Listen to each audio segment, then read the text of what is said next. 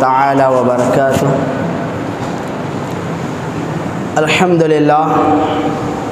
الحمدللہ رب العالمین، والصلاة والسلام علی سید الانبیاء وآلہ واصحابہ اجمعین۔ فاعوذ باللہ من الشیطان الرجیم، بسم اللہ الرحمن الرحیم۔ ولا تقولوا لمن يقتل في سبيل الله أموات بل أحياء ولكن لا تشعرون۔ صدق الله العظيم وقال عز وجل في شان حبيبه وعظمة رسوله إن الله وملائكته يصلون على النبي يا أيها الذين آمنوا صلوا عليه وسلموا تسليما۔ اللهم صل على سيدنا مولانا محمد وعلى آله وصحبه أفضل صلواتك وعدد معلوماتك وبارك وسلم۔ محترم کرم سامعین، گزشتہ جمعہ ہم نے تذکرہ حضرت امام حسین رضی اللہ تعالی عنہ و شہداء کربلا کو سماعت کیا تھا، جس میں ہم نے 10 محرم الحرام شہادت امام حسین رضی اللہ تعالی عنہ کے تذکرے تک کے واقعات کو سماعت کیا۔ اب اس کے آگے کی گفتگو کا آغاز کیا جا رہا ہے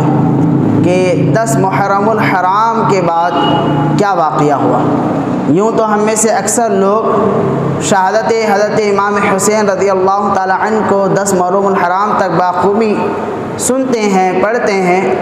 لیکن اکثر لوگوں کا جو علم ہوتا ہے وہ اس واقعے تک کی ہوتا ہے۔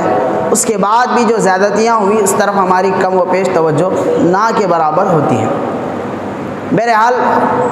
واقعہ آگے یہ ہوتا ہے کہ جب حضرت امام حسین رضی اللہ تعالی عنہ کی شہادت ہو جاتی ہے تو اس کے بعد یزیدی لشکر حضرت امام حسین رضی اللہ تعالی عنہ کے جو کنبہ لگا ہوا تھا، جو ٹینٹ لگے ہوئے تھے، اس کے پورے کے پورے کنبے کے پاس چلے جاتے ہیں اور اندر جو خواتین ہوتے ہیں، جو بچے ہوتے ہیں، انہیں باہر آنے کے لیے کہتے ہیں اور پورے کے پورے آپ کے قافلہ جس ٹینٹ میں رکا ہوا تھا اس کو جلا دیا جاتا ہے اور پورے مال کو لوٹ لیا جاتا ہے۔ اس کے بعد حکم دیا جاتا ہے کہ پورے قافلے والوں کو، بچوں کو اور خواتین کو ابن زیاد یعنی جو کوفہ کا گورنر تھا اس کے پاس لے جایا جائے۔ تو بہرحال ایک بڑا سا قافلہ تیار ہوتا ہے اور جلوس کی شکل میں حضرت امام حسین رضی اللہ تعالی عنہ کے سر اقدس کو تن مبارک سے جدا کرتے ہیں اور ایک نیزے پر لگاتے ہیں اور نیزے پر لگا کر قافلے والے لے کر چلتے ہیں جلوس کی شکل میں ابن زیاد کے پاس۔ اب جب جا رہے ہیں جلوس کی شکل میں تو ایک بڑا جمع غفیر لگا ہوا ہے، دیکھنے والا ہجوم۔ تو بہرحال ابن زیاد کے دربار میں جب پہنچتے ہیں تو ابن زیاد کے پاس جانے کے بعد حضرت امام حسین کے سر کو ابن زیاد کے سامنے پیش کیا جاتا ہے۔ تو مورخین فرماتے ہیں کہ ابن زیاد نے بہت ساری زیادتیاں حضرت امام حسین رضی اللہ تعالی عنہ کے سر اقدس سے کی، حتیٰ کہ وہاں پر بزرگ صحابہ بھی تھے۔ انہوں نے کہا کہ اے ابن زیاد، جو جس سر اقدس سے تو بے ادبی کر رہا ہے اور جس سر مبارک کو تو اپنی چھڑی سے مار رہا ہے، تو اس بات پر کیا خبر نہیں رکھتا ہے کہ یہ نواسہ رسول ہیں؟ حتیٰ کہ ایک صحابی رسول کہہ اٹھتے ہیں کہ اے ابن زیاد، تو جس گلے پر اپنی چھری کو مار رہا ہے اور جس گلے کے اوپر تو نے زیادتیاں کی ہے، یہ وہ گلا ہے جس کو میں نے حضرت محمد صلی اللہ علیہ وسلم کو چومتا ہوا دیکھا تھا۔ یہ وہ گلا ہے جس کو آقائے دو عالم صلی اللہ علیہ وسلم نے اپنے لب مبارک لگائے ہیں۔ یہ وہ حسین ہیں جن کے لیے اللہ کے نبی صلی اللہ علیہ وسلم نے نمازوں میں سجدوں کو طویل کیے ہیں۔ یہ وہ حسین ہے جس کو اللہ کے نبی صلی اللہ علیہ وسلم نے اپنا بیٹا، اپنے لخت جگر کہا ہے۔ جو کہ بدبختی اپنے عروج پہ تھی، ابن زیاد نے جو زیادتیاں کرنا تھا کیا۔ اب اس کے بعد قافلے والوں کو پھر سے وہ دمشق کے طرف یعنی یزید کے طرف بھیجتا ہے۔ اب قافلے والے خواتین ہیں، بچے ہیں، جلوس کی شکلوں میں اب وہ آگے چل پڑ رہے ہیں۔ اب وہ آگے قافلہ جا رہا ہے۔ اب ایک راستے پر ایک مقام آتا ہے کہ جہاں پر پانی ختم ہو جاتا ہے۔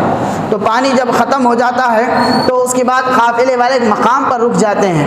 اور اس کے بعد قافلے والے کا جو بڑا امیر ہوتا وہ کہتا ہے کہ آج ہم یہیں پر رکیں گے اور اس کے بعد آگے کے لیے ہم تیاری کریں گے دمشق اور یزید کے طرف جانے کے لیے۔ جب وہاں پر رکتے ہیں، رات گزارتے ہیں، صبح کا سویرا جب ہونے لگنے قریب آتا ہے تو اس کے بعد قافلے والوں کو آواز دی جاتی ہے کہ قافلے کو تیار کیا جائے، اب یہاں سے قافلہ آگے بڑھ رہا ہے۔ تو ابھی بھی سر اقدس حضرت امام حسین رضی اللہ تعالی عنہ کے نیزے پر رکھا گیا ہے، اور سر کو نیزے پہ رکھ کر ہی قافلہ جلوس کی شکل میں آگے بڑھ رہا تھا۔ جب اس نیزے سے سر لگا ہوا امام حسین کو زمین سے نکال کر آگے بڑھنے کے لیے جب جاتے ہیں قافلے والے، لیکن کیا دیکھتے ہیں اور حیرت میں پڑ جاتے ہیں کہ نیزہ ہے کہ زمین میں ایسا دھس چکا ہے کہ آگے نکلنے کے لیے تیار ہی نہیں ہے۔ 1 2 3 سپاہی پوری طریقے سے لگاتے ہیں دھکا، لیکن آگے بڑھنے کے لیے تیار نہیں۔ تو حضرت امام زین العابدین کی طرف جاتے کہتے ہیں کہ آپ کے والد محترم کا جو سر ہے جس کو ہم نے نیزے پر لگایا ہوا ہے اور اس نیزے کو ہم نے زمین میں گاڑا تھا، اب نکالنے کے لیے جاتے ہیں تو نکلنے کو تیار نہیں ہے، کیا سب باخیر ہیں یا پھر آپ اپنے ہاتھ سے خود نکالیے؟ تو امام زین العابدین فرماتے ہیں پہلے قافلے والوں کی اطلاع لے لو، کیا قافلے میں تمام امام حسین کے افراد خاندان آ چکے ہیں؟ تو آواز لگا دی جاتی ہے بی بی زینب رضی اللہ تعالی عنہا کو، کیا آپ کے قافلے والے پورے کے پورے جمع ہو چکے ہیں کیونکہ ہم آگے چلنے والے ہیں؟ تو بی بی زینب سب کی آواز لگا لگا کر ایک ایک بچے کو تلاش کرنے لگتی ہیں، ایک ایک خاتون کو پوچھنے لگتی ہے، تمام لوگ کہتے ہیں موجود ہیں، ہم حاضر ہیں، ہم حاضر ہیں، حتیٰ کہ آخر میں حضرت بی بی سکینہ کا آواز لگا دی جاتی ہے کہ سکینہ کہاں ہیں؟ تو آواز ہی نہیں آتی ہے، تمام لوگ قافلے والے ڈھونڈنے لگتے ہیں کہ سکینہ ہے کہ قافلے میں نہیں ہے۔ کچھ دیر تلاش کرنے کے بعد جب قافلے والوں کی نظر ایک ٹیلے کی طرف جاتی ہے جہاں پر ایک چھوٹا سا جھاڑ تھا جس کے سائے میں بی بی سکینہ بیٹھی ہوئی ہیں، تو بی بی زینب کیا کرتی ہیں، سکینہ کو جب دیکھتی ہیں تو آگے بڑھتی ہیں سکینہ کو بلانے کے لیے۔ جب آگے بڑھتی ہیں تو دیکھتی ہیں کہ سکینہ ایک برقع پوش خاتون کے گود میں بیٹھی ہوئی ہیں اور سکینہ کچھ کہتے جا رہی ہیں اور وہ برقع پوش یعنی برقع پہنی ہوئی خاتون ان کی بات کو سنتی جا رہی ہے۔ تو بی بی زینب جاتی ہیں اور کہتی ہیں کہ اے اماں، اے خاتون، اے برقع پہننے والی خاتون، تیرا بہت بہت شکریہ کہ تو نے میری بچی کو دیکھ لیا اور اپنے آغوش میں اسے بٹھا لیا۔ اب کیا دیکھتی ہیں بی بی زینب کہ جب قریب باتیں کرتے ہوئے آگے بڑھتی ہیں، بی بی سکینہ انہیں کچھ کہتی جا رہی ہیں اور وہ خاتون جو برقع پوش ہیں بی بی سکینہ کی باتیں سن بھی رہی ہیں، رو بھی رہی ہیں اور بی بی سکینہ کو سمجھا بھی رہی ہیں، حتیٰ کہ بی بی زینب اور قریب جاتی ہیں، کہتی ہیں خاتون آپ کا شکریہ، خاتون بتائیں تو صحیح آپ کون ہیں؟ تو وہ برقع پوش خاتون اپنا چہرہ پھیرتی ہیں اور نقاب نکالتی ہیں اور فرماتی ہیں کہ اے زینب، کیا تو نے پہچانا نہیں؟ میں تیری ماں فاطمہ بنت محمد رسول اللہ صلی اللہ علیہ وسلم، میں تیری ماں ہوں، میں نے اپنی پوتری کو گود میں لیا ہوا ہے۔ تو بی بی زینب دیکھ کر تعجب ہوتی ہیں، پھر اس کے بعد بی بی سکینہ کو وہاں سے لیتی ہیں، بی بی سکینہ کو لے کر آگے بڑھتی ہیں۔ اب جلوس بڑھ رہا ہے، نیزے پر امام حسین کا سر ہے۔ محترم سامعین، یہاں پر یہ بات بھی آپ کو پیش کرتا ہوا آگے بڑھوں کہ امام حسین رضی اللہ تعالی عنہ کا جو سر اقدس ہے، ان لوگوں نے آپ کو شہید کرنے کے بعد بھی آپ کے سر کو نیزے پر رکھا، یعنی تمام لوگوں کے سروں سے بھی اونچا امام حسین کا سر تھا۔ کیا بات ہے؟ تو اس میں اس بات کا پیغام ہے کہ امام حسین فرما رہے ہیں کہ اے لوگوں سنو، یزید اور میرے درمیان جو حق اور باطل کی جنگ ہوئی، یزید اور میرے درمیان جو جھوٹ اور صداقت کی جنگ ہوئی، اچھائی اور برائی کی جنگ ہوئی، اور اگرچہ کہ بظاہر امام حسین اس میں شہید ہو گیا ہے اور میں نے اپنی جان دے دی ہے، لیکن سن لو، میں جان دے کر بھی ان کے سروں سے اوپر میرا سر ہو چکا ہے، میں مر کر بھی زندوں کے سروں سے اوپر میرا سر ہے اور یہ زندے رہ کر بھی میرے سر سے بھی نیچے ان کا سر ہے۔ تو امام حسین کو جب نیزے پہ لے جا رہے ہیں تو نیزہ اٹھا کر وہ لے کے چل رہے ہیں، تو یہ دلیل، یہ پیغام دیا جا رہا ہے امت مسلمہ کو کہ سر کٹا ہے امام حسین کا، لیکن زندوں کے سر سے بھی آج بھی بڑا مقام امام حسین کے سر کو حاصل ہے۔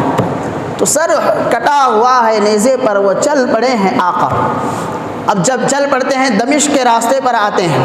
دمشق کا بڑا بازار تھا، دمشق یزید کی کیپٹل تھی، وہ وہیں سے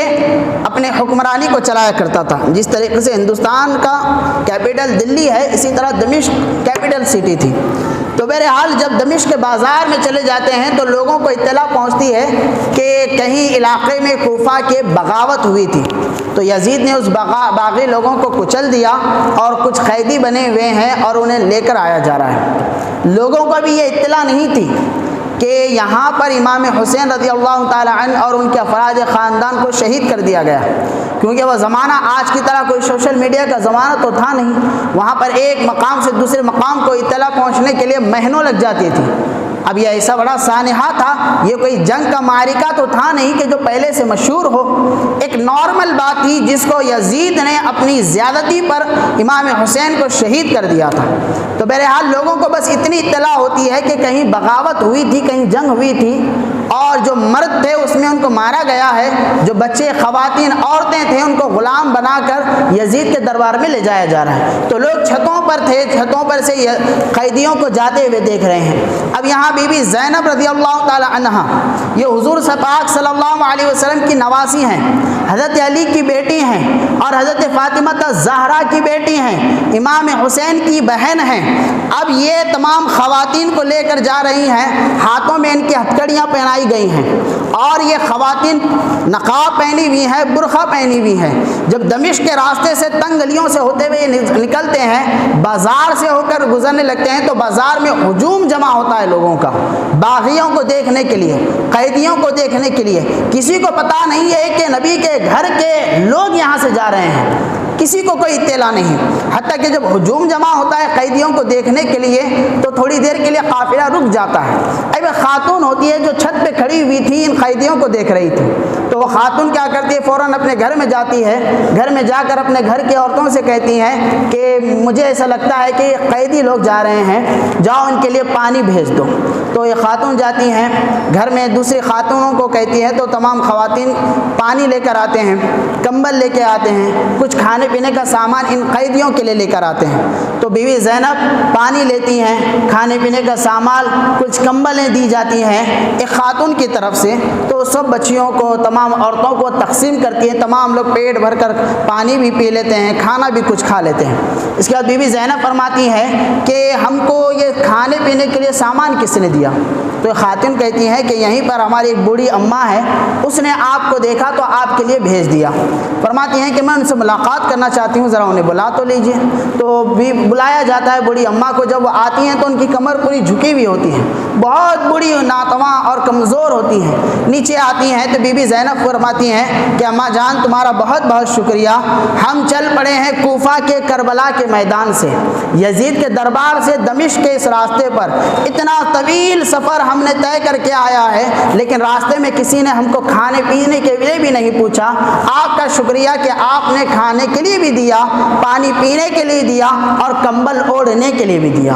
اماں جان آپ کون ہیں، ذرا آپ کا تعارف تو کرا دیں۔ توجہ چاہوں گا حضرات، یہ بات خالی نہ جائیں، دیکھیں اہل بیت اطہار کے لیے کیسے اللہ تبارک و تعالیٰ کا انتظام ہوتا ہے۔ توجہ آپ فرمائیں۔ تو وہ خاتون جو بوڑھی ہوتی ہیں، وہ خاتون کہتی ہے میرا تعارف کیا ہے، میں تو ایک خادمہ ہوں، میرا معاملہ کیا ہے، میں تو ایک کمزور و ناتواں ہوں۔ بات دراصل یہ ہے اے میری اے قیدی خاتون کہ میں مدینے میں ایک زمانے میں جب میں جوانی کی عمر میں تھی، میں فاطمہ الزہرا رضی اللہ تعالی عنہا کے گھر میں نوکرانی ہوا کرتی تھی۔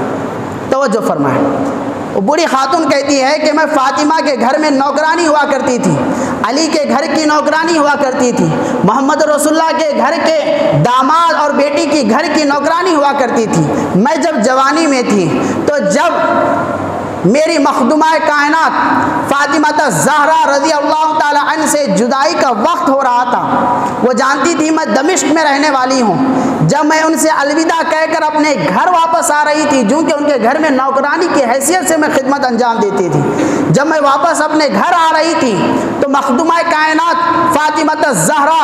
بنت محمد رسول اللہ صلی اللہ علیہ وسلم نے مجھ سے کہا تھا نصیحت کرتے ہوئے کہ میں نے ان سے پوچھا کہ اے مخدومہ کائنات، اے فاطمہ، میں آپ سے جدا ہو رہی ہوں، اس آخری وقت میں کچھ نصیحت ہے تو میرے لیے نصیحت فرما دیجئے۔ تو مخدومہ کائنات فاطمہ الزہرا نے مجھ سے کہا تھا کہ اے بوڑھی، اے فضہ، اس نوکرانی کا نام تھا، فرمایا کہ اے فضہ، تیرے لیے میرے طرف سے آخری نصیحت یہ ہے کہ جب کبھی اپنی زندگی میں کوئی قیدی کو دیکھنا،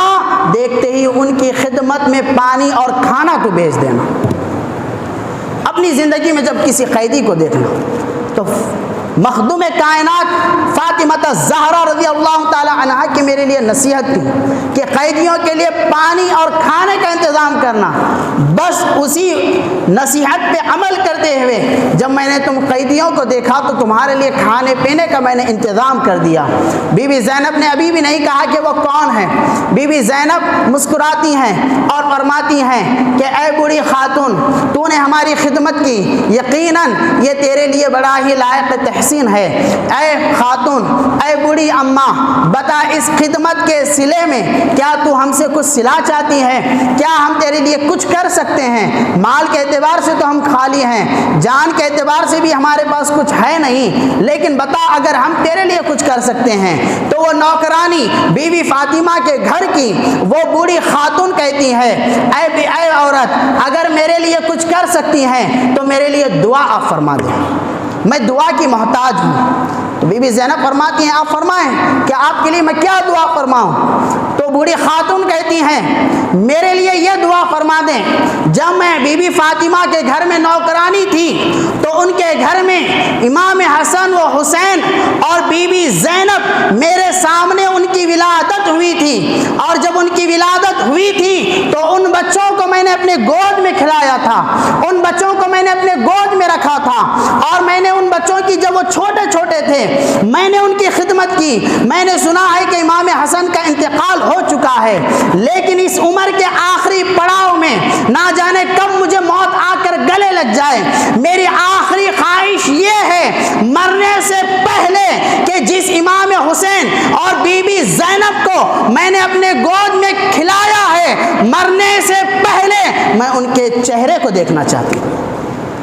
میں ان کے چہروں کی زیارت کرنا چاہتی ہوں، کچھ کر سکتی ہو تو میرے لیے دعا کر دیجئے۔ اتنا کہنا ہی تھا، بی بی زینب اپنے چہرے سے نقاب نکالتی ہیں، نکال کر کہتی ہیں اے فضہ، کیا تو نے ہم نے پہچانا نہیں جو تیرے سامنے قیدی بن کر کھڑی ہوئی ہے، یہ فاطمہ کی بیٹی، علی کی لخت جگر، محمد رسول اللہ کی نواسی، اور وہ بچی جو تیرے گود میں کھیلی ہے میں بی بی زینب ہوں، اور نیزے پہ جس کا سر ہے وہ امام حسین کا سر ہے۔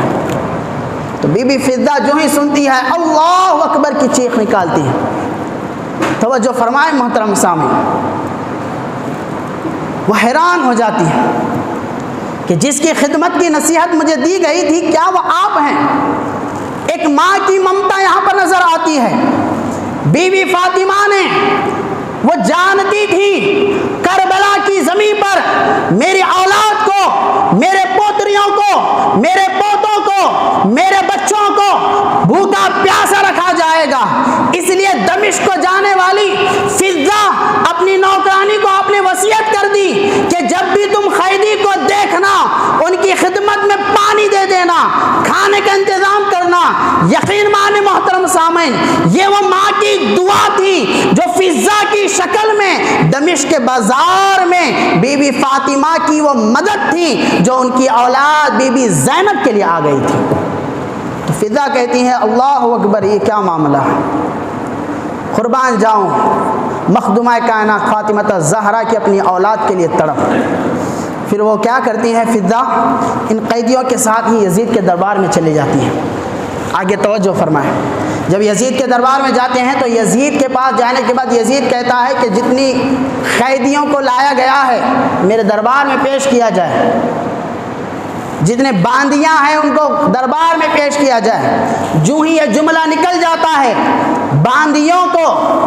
یعنی باندیاں یعنی نوکرانیوں کو سامنے لایا جائے جن کو قید کر کے لایا گیا ہے۔ یہ حقیر سا لفظ ہے، ذلت آمیز لفظ ہے کہ باندی، لونڈی اور یہ کہنا غلام۔ جب یہ اہل بیت اطہار کے لیے ان الفاظ کا وہ استعمال کرتا ہے تو فوراً سے ایک صحابی رسول کھڑے ہوتے ہیں اور کہتے ہیں اے یزید تو اپنی زبان پہ لگام دے، تیرے دربار میں جو آئے ہیں وہ اس روئے زمین پر سب سے اشرف خاندان کے لوگ ہیں، اور ان کا خون کسی معمولی انسان کا خون نہیں بلکہ تیرے اور میرے آقا محمد رسول اللہ کا خون ان کی جان میں دوڑتا ہے۔ تو انہیں باندیاں نہ کہیں، غلام نہ کہیں، ان کی ذلت اور ان کو ذلیل و رسوا نہ کریں۔ تو بہرحال جب لایا جاتا ہے دربار میں تو بہت ساری زیادتیاں واقعات میں آتا ہے، تفصیل میں جانے کا وقت نہیں ہے۔ بہت ساری زیادتیاں حضرت امام حسین کے وہ چہرے سے کہتا ہے، حتیٰ کہ مورخین لکھتے ہیں کہ امام حسین کی شہادت سے رائی کے دانے کے برابر بھی یزید کو کوئی غم نہیں ہوا ہے۔ بعض لوگ آج بھی یزید کو اس میں کلین چٹ دینے کی کوشش کرتے ہیں کہ بھئی یہ واقعے کے بارے میں یزید کو پتہ ہی نہیں تھا، وہ تھا دمشق میں، یہ واقعہ ہوا کوفہ میں۔ لیکن یاد رکھیں محترم سامعین، پتہ ہونا یا نہ ہونا یہ ایک عام آدمی کے لیے بات ہے۔ اس وقت یزید خلیفہ بن بیٹھا تھا، حاکم بن بیٹھا تھا، دنیا کے کسی بھی کونے میں کوئی ہلچل ہوتی اور اس کا پتہ حاکم وقت کو نہ چلتا، یہ کسی عقل میں آنے والی بات نہیں ہے۔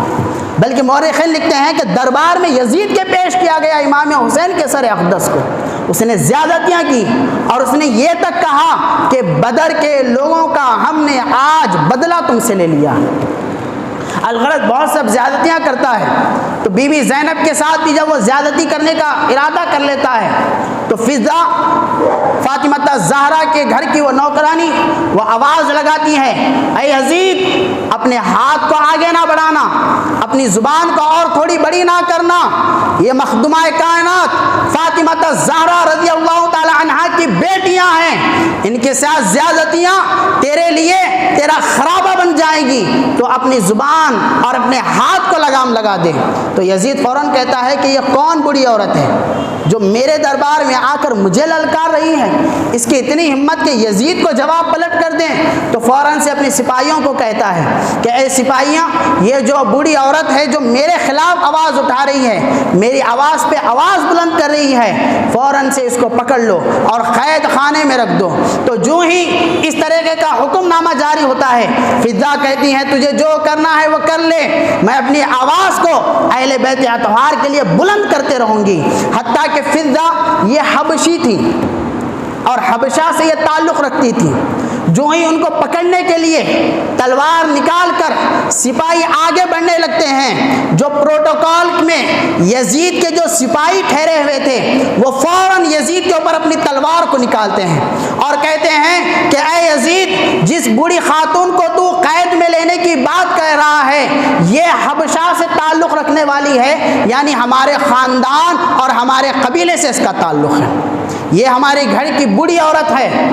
اگر تو اس کے ساتھ کچھ بھی زیادتی کرے گا ہم پورے جو تیرے پروٹوکول میں تیرے جو سپاہی لگے ہوئے ہیں، جو تیرے باڈی گارڈ لگے ہوئے ہیں، ہم تیرا قتل کر ڈالیں گے، ہماری بوڑھی عورت کو تو ہاتھ بھی نہ لگانا۔ جو ہی یزید یہ دیکھتا ہے اپنے سپاہیوں کو روک لیتا ہے، تو فوراً سے بی بی زینب اپنے دونوں ہاتھوں کو بلند کرتی ہے، حضور پاک صلی اللہ علیہ وسلم کے روضہ مبارکہ کے طرف چہرہ پھیرتی ہے اور فرماتی ہیں نانا جان، یہ کیسا عجیب معاملہ ہے کہ ایک بوڑھی خاتون کے لیے تو یہاں پر سینکڑوں مرد اس کی حفاظت کے لیے تیار ہو چکے ہیں اور اس کی حفاظت کے لیے تلواریں نکال کر یزید کو ڈرا رہے ہیں، لیکن نانا جان یہاں پر آپ کے افراد خاندان، آپ کی نواسی کھڑی ہوئی ہے اور آپ کے گھرانے والوں کے لیے اور ان کی عزت کی حفاظت کرنے کے لیے کوئی ایک مرد بھی یہاں پر تیار نہیں ہے۔ اپنی شکایت کو بی بی زینب حضور پاک صلی اللہ علیہ وسلم کی خدمت میں رکھتی ہیں، فرماتی ہیں نانا جان یہ کیسا عجیب معاملہ ہے، جو لوگ نماز پڑھ کر اللہم صلی علی محمد وعلی آل محمد، جو لوگ نماز میں آپ پر درود پڑھتے ہیں اور آپ کے واسطے سے ہمارے اوپر درود پڑھتے ہیں، اور جب تک ہم پر وہ درود نہ پڑھیں ان کی نمازیں مکمل ہی نہیں ہوتی ہیں، یہ لوگ آج ہمیں قیدی بنا کر اپنے دربار میں کھڑا کیے ہوئے ہیں۔ تو محترم سامعین، اس کے بعد یزید کہتا ہے کہ ان کو یہاں سے اب لے جائے مدینہ کی طرف چھوڑ دیں، کیونکہ مدینہ کے جانے کے لیے یزید اس لیے کہتا ہے، اس کو پتہ چل چکا تھا کہ جتنا وقت میں ان کو یہاں پر ٹھہرا رکھوں گا لوگ اتنے زیادہ بغاوت میں آ جائیں گے۔ اب یزید کو دھیرے دھیرے اس بات کا احساس ہو چکا تھا کہ میرے ہاتھوں کتنا بڑا کارنامہ ہو چکا ہے، بڑا کارنامہ اس اعتبار سے کہ میں نے نواز رسول کو جو شہید کر دیا ہوں، اب یہ جو آگ لگی ہے یہ تھمنے والی نہیں ہے، اب اس میں میری حکومت بھی جا سکتی ہے۔ تو اس نے فوراً سے یہاں سے مدینہ جانے کے لیے کہا۔ جب یہ مدینہ جانے لگے تو بی بی زینب نے کہا کہ ہم مدینہ تو جا رہے ہیں لیکن چند سامان تمہارے پاس ہے جو تمہارے لوگوں نے قافلے سے لوٹ لیا ہے، وہ سامان ہمیں دے دیا جائے۔ تو یزید کہتا ہے کہ سامان جو لوٹا جاتا ہے وہ واپس لوٹایا نہیں جاتا ہے، ایک مرتبہ جو لوٹ لیا گیا دیا نہیں جاتا ہے، چلیے اگر آپ مانگتے ہیں تو میں چند اشرفیاں چند پیسہ آپ کو سفر کی سہولت کے لیے دیتی ہوں۔ تو امام زین العابدین آگے بڑھتے ہیں، کہتے ہیں کہ وہ پیسہ تو اپنے منہ پر مار، ہم جو مال ہمارا مانگ رہے ہیں وہ کوئی اور مال نہیں بلکہ بی بی زینب پھر آگے بڑھ کر کہتی ہیں کہ اے یزید جو ایک کمبل ہماری تیرے پاس ہے، اور وہ کمبل کی خاص بات یہ ہے کہ میری والدہ فاطمہ الزہرا نے اپنے ہاتھوں سے اس کمبل کو بنایا ہے، وہ تبرکن ہمارے پاس ہونی چاہیے، اس لیے اس کمبل کو ہم تجھ سے مانگ رہے ہیں۔ ہمیں مال نہیں چاہیے، دولت نہیں چاہیے، ہماری والدہ کی آخری نشانی، ہماری والدہ نے جو ہمارے لیے کمبل کو بنایا ہے اوڑھنے کے لیے، وہ اپنے ہاتھوں سے انہوں نے تیار کیا تھا، وہ ہاتھوں سے بنائی ہوئی کمبل ہمیں بس دے دے۔ تو وہ کمبل کو لی لیتے ہیں، اب مدینہ کی طرف چل پڑتے ہیں، مدینہ کے راستے پر چل پڑتے ہیں۔ تو اس کے بعد جب مدینہ کے قریب ہوتے ہیں، راستے میں بڑے واقعات ہیں، تفصیل میں وقت نہیں ہے اس وجہ سے نہیں جا رہا ہوں۔ جب یہ قافلہ مدینہ سے نکلتا ہے یعنی مدینہ کی طرف چل پڑتا ہے تو راستے میں پھر سے کربلا جاتا ہے، کربلا میں پھر وہاں پر زیارت کی جاتی ہے شہدائے کربلا کی، پھر اس کے بعد آگے وہ بڑھ جاتے ہیں، مدینہ میں داخل ہونے لگتے ہیں۔ جب مدینہ میں داخل ہونے لگتے ہیں تو اس سے پہلے ایک شخص کو امام زین العابدین اندر بھیجتے ہیں مدینہ میں، اور کہتے ہیں کہ بتاؤ جا کر کہ کربلا سے مدینہ کے لیے لوٹا ہوا قافلہ امام حسین کا آ رہا ہے۔ جب جایا جاتا ہے، اطلاع پہنچائی جاتی ہے، جب اطلاع مل جاتی ہے تو جتنے حضرات اندر چلے جاتے ہیں، مدینہ کے سرحدوں کے اندر داخل ہوتے ہیں، جو ہی اطلاع ملتی ہے مدینہ والوں کو، ایک قیامت سا برپا ہو جاتا ہے کہ حالت کیسی ہے کہ گرد و غبار سب کے چہروں پر ہے اور کپڑوں کی حالت عجیب سی ہے، یعنی اتنی بدتمیزی کی گئی ہے ان افراد خاندان اہل بیت اطہار کے ساتھ کہ محتاج بھی ہیں الفاظ بیان کرنے کے لیے کہ محترم سامعین کس نزاکت کے ساتھ بیان کیا جائے اس حالت کو، اس عبرتناک واقعے کو جو اہل بیت اطہار کے ساتھ کیا جائے۔ الفاظ بھی کہتے ہیں مجھے یوز نہ کرنا اہل بیت کی اطہار کی حالت بتانے کے لیے، کیونکہ حالت بتانے میں کہیں ان کی تحقیر نہ ہو جائے، کہیں ان کو رسوا کرنا نہ ہو جائے۔ تو محترم سامعین اس قدر حالت میں ہیں، مدینے میں داخل ہو چکے ہیں۔ جب مدینے میں داخل ہوتے ہیں تمام لوگ گھیر لیتے ہیں اور اپنے افسوس کا اظہار کرتے ہیں۔ واقعہ یہیں پر ختم نہیں ہوتا ہے محترم سامعین، 61 ہجری گزر جاتی ہے، 62 ہجری گزر جاتی ہے، حالات بڑے اٹھل پٹھل ہو جاتے ہیں۔ جب 63 ہجری آ جاتی ہے تو ایک صحابی رسول حضرت عبداللہ بن حنظلہ رضی اللہ تعالی عنہ وہ کیا کرتے ہیں، جب دیکھتے ہیں کہ یزید کی زیادتیاں بڑھنے لگتی ہیں، اب لوگ امام حسین کی شہادت کے بعد اس قدر جوش میں تھے اور اس قدر غصے میں تھے کہ کب یزید سے بدلہ لیا جائے، لیکن جب یزید کی زیادتیاں بڑھنے لگتی ہیں تو مدینے میں جتنے افراد تھے وہ تمام کے تمام افراد اپنی بیعت کو یزید کے ساتھ توڑنے لگتے ہیں اور یہ جو واقعہ ہے اس کو کہا جاتا ہے واقعہ حرہ۔ واقعہ حرہ 63 ہجری میں جو پیش آتا ہے، لوگ اب بیعت اپنی یزید سے توڑنے لگتے ہیں۔ ایک تو بڑا سانحہ ہوا تھا امام حسین کی شہادت کے بعد، پھر اب اس کے بعد لوگ بیعت کو جب توڑنے لگتے ہیں تو جب یہ توڑنے کا سلسلہ شروع ہو جاتا ہے اور خود مختاری والی حکومت مدینے میں قائم ہونے لگتی ہے، تو جو ہی یزید کو اطلاع پہنچتی ہے، یزید اپنی سپاہیوں سے کہتا ہے کہ فوراً سے مدینے پر حملہ کیا جائے، اور جو بغاوت کی جا رہی ہے اور خود مختار کی ایک حکومت قائم کرنے کی کوشش کی جا رہی ہے، اس حکومت کو دبایا جائے۔ بہرحال ایک بڑا سپہ سالار آگے بڑھتا ہے، لیڈ کرتا ہوا قافلے کو، اور بڑے سپاہیوں کو لے کر آتا ہے، مدینے کے باہر پڑاؤ ڈالتے ہیں۔ جس زمین پر پڑاؤ ڈالتے ہیں وہ زمین جو ہوتی ہے وہاں پر بہت سارے پتھر ہوا کرتے ہیں، اس پتھر کی وجہ سے اس واقعے کو واقعہ حرہ کہا جاتا ہے۔ 3 دن تک کی مہلت دی جاتی ہے، 3 دن کے بعد کہا جاتا ہے مدینے پر حملہ ہم کر دیں گے۔ جب 3 دن گزر جاتے ہیں تو محترم سامعین اس کے بعد مدینے کے اوپر حملہ کیا جاتا ہے۔ تاریخ میں بیان کیا جاتا ہے کہ جب مدینے پر حملہ کیا جاتا ہے، وہ مدینہ جس کو اللہ کے نبی صلی اللہ علیہ وسلم نے حرم قرار دیا ہے، وہ مدینہ جس کے لیے اللہ کے نبی صلی اللہ علیہ وسلم نے اللہ سے محبت کے لیے دعا مانگی تھی، وہ مدینہ اور مدینے کے رہنے والے جس کے لیے اللہ کے نبی فرماتے ہیں کہ جس نے مدینے کے رہنے والوں کو گالی دی یا انہیں ڈرایا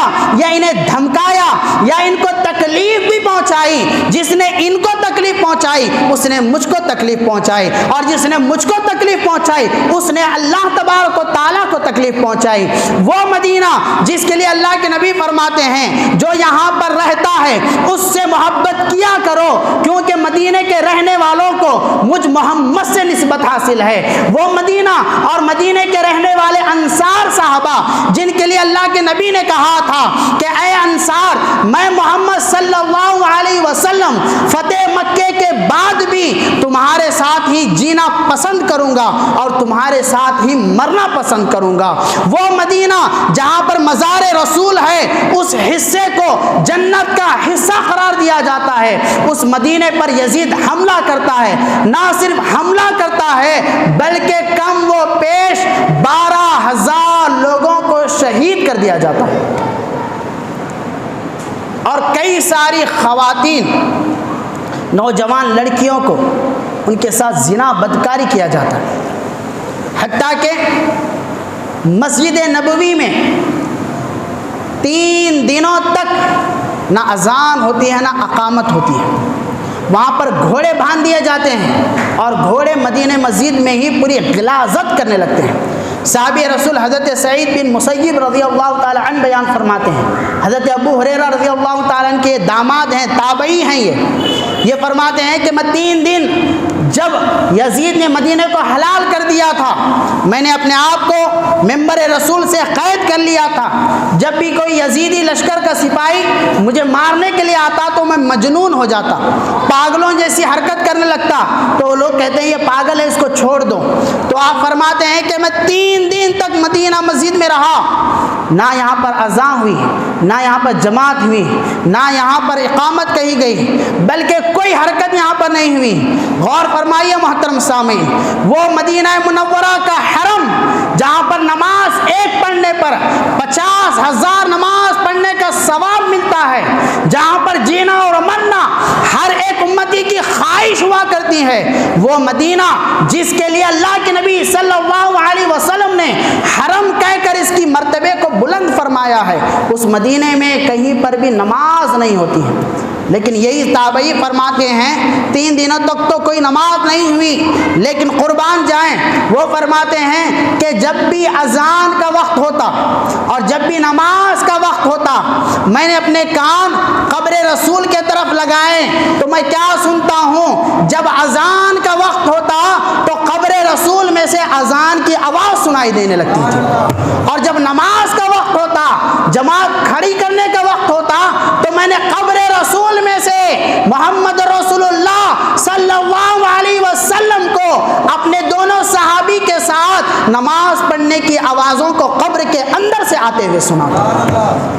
بظاہر یزید نے نمازوں کو بند کر دیا، لیکن پھر بھی مدینے میں نمازیں قبر رسول سے آوازیں آ رہی تھیں۔ تو اتنی زیادتی مدینے میں جب ہوتی ہے، یہیں پر وہ نہیں رکتا ہے، جب مدینے کو فتح کر لیتا ہے تو مدینے کو فتح کرنے کے بعد کہا جاتا ہے کہ اب تم حملہ کرنا مکے کے طرف، کیونکہ یہاں پر ایک صاحب رسول تھے حضرت عبداللہ ابن زبیر رضی اللہ تعالیٰ عنہ۔ جب یزید کی زیادتیاں بڑھ جاتی ہیں، 64 ہجری کا آغاز ہو جاتا ہے، تو یہاں پر یہ اپنی خلافت کا اعلان کرتے ہیں اور یزید کے خلاف یہاں پر بھی ایک پورے اپنے لشکر کو تیار کرتے ہیں۔ پھر یزید کہتا ہے کہ مکے کے اوپر بھی حملہ کر دیا جائے۔ جب مکے کے اوپر حملہ کرنے کے لیے جاتے ہیں، چند حساس پسند لوگ ہوتے ہیں، وہ کہتے ہیں یہ مکہ ہے، یہ حرم ہے، یہ مقام وہ ہے جہاں پر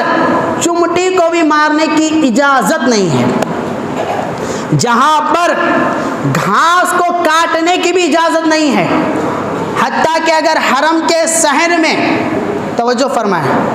اگر کوئی کیڑا بھی رینگ رہا ہوگا تو اس کیڑے کو بھی مارنے کی اجازت نہیں ہے۔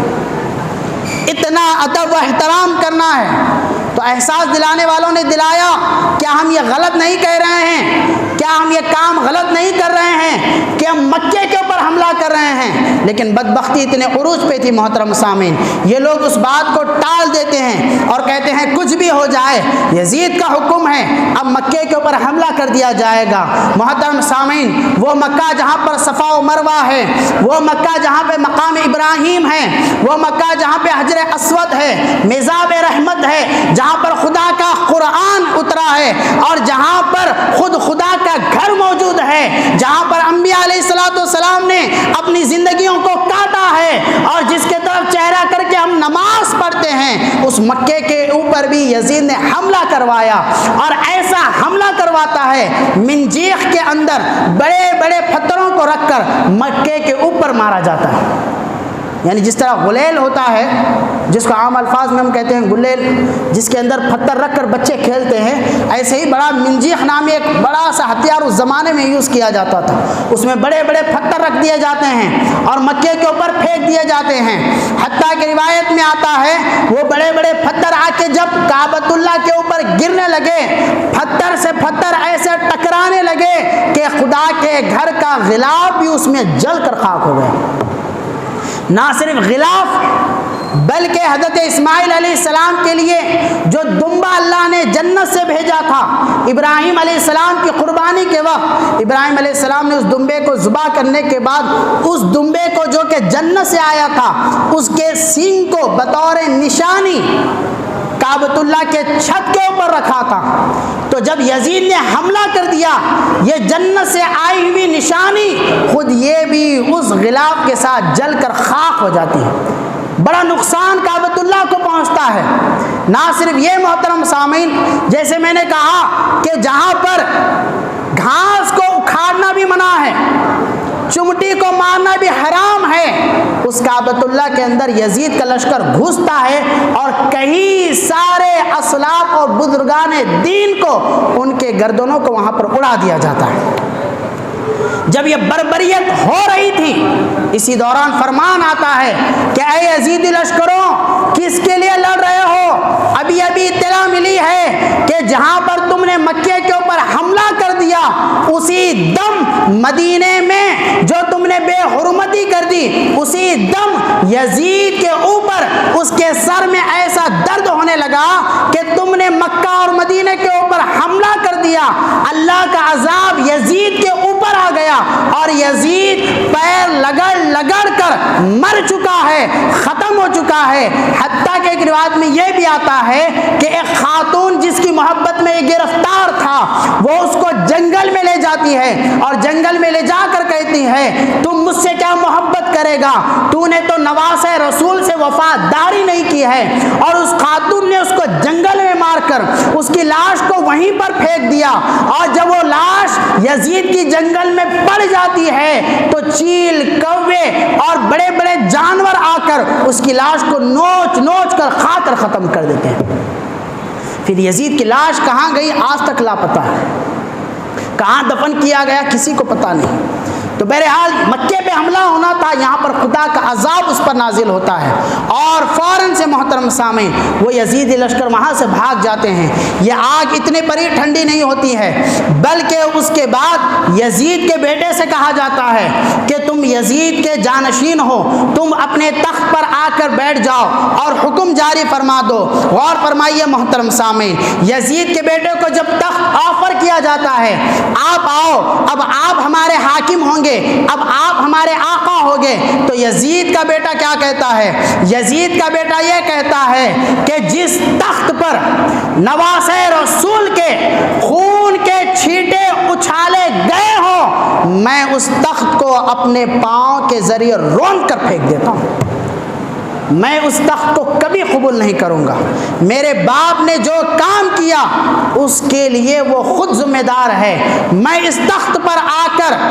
امام حسین رضی اللہ تعالی عنہ کے خون کے چھینٹوں کو اپنے اوپر نہیں لوں گا۔ لیکن محترم سامعین، پھر یزید کے ہی سپاہیوں میں سے دوسرے لوگ حکمران بن جاتے ہیں، لیکن پھر سے مکے کے اوپر حملہ کر دیا جاتا ہے، حتیٰ کہ محترم سامعین جو صحابی رسول تھے حضرت عبداللہ ابن زبیر رضی اللہ تعالی عنہ، ان کا مقام کیا ہے میں آپ کو بتاؤں کہ جب اللہ کے نبی صلی اللہ علیہ وسلم مدینہ ہجرت کر جاتے ہیں تو یہودی کہتے ہیں کہ ہم نے محمد رسول اللہ صلی اللہ علیہ وسلم کے اوپر جادو کر رکھا ہے، ان کے گھر اب کوئی اولاد ہونے والی نہیں، جتنے ان کے ساتھی آئے ہیں ان کے اوپر بھی کوئی اولاد ہونے والی نہیں۔ جو ہی مدینہ لوگ آتے ہیں صحابہ کرام، کسی کے گھر میں کوئی بچہ پیدا نہیں ہونے لگتا ہے، تو یہودی کہتے ہیں ہم نے جادو کر رکھا ہے کہ ان کے اوپر یہ کسی کو پیدا کرنے والے نہیں، یہ یہیں پر ختم ہونے والے ہیں۔ لیکن قربان جائیے محترم سامعین، ہجرت مدینہ کے بعد جو سب سے پہلے پیدا ہوئے تھے وہ حضرت ابوبکر صدیق کے نواسے تھے، جن کا نام عبداللہ ابن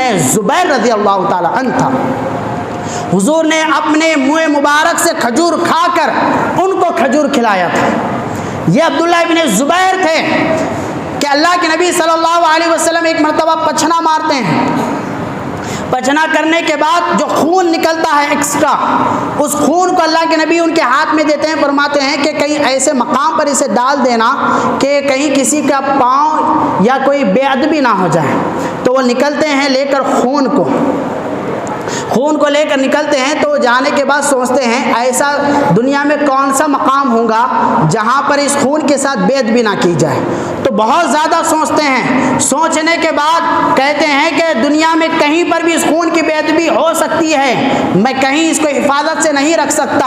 ہاں ایک مقام ایسا ہے جہاں اس کی برکت کو بھی حاصل کیا جا سکتا ہے، کیونکہ یہ خون رسول صلی اللہ علیہ وسلم ہے۔ یہ کہتے ہوئے یہ عبداللہ بن زبیر خود حضور کے خون کو پورا پی جاتے ہیں اور حضور کے دربار میں آتے ہیں، تو حضور فرماتے ہیں تم نے کیا اس کی حفاظت کر لی؟ تو فرمایا حضور میں نے ایسے جگہ پر اس کی حفاظت کر لی ہے کہ بے ادبی کا کوئی احتمال ہی پیدا نہیں ہوتا ہے۔ ایسے جلیل القدر صاحب رسول عبداللہ ابن زبیر کو محترم سامعین کعبۃ اللہ پر پھر سے حملہ کیا جاتا ہے اور ان کو شہید کیا جاتا ہے، اور 8 دنوں تک کعبے کے دروازے پر ان کی لاش کو لٹکا دیا جاتا ہے۔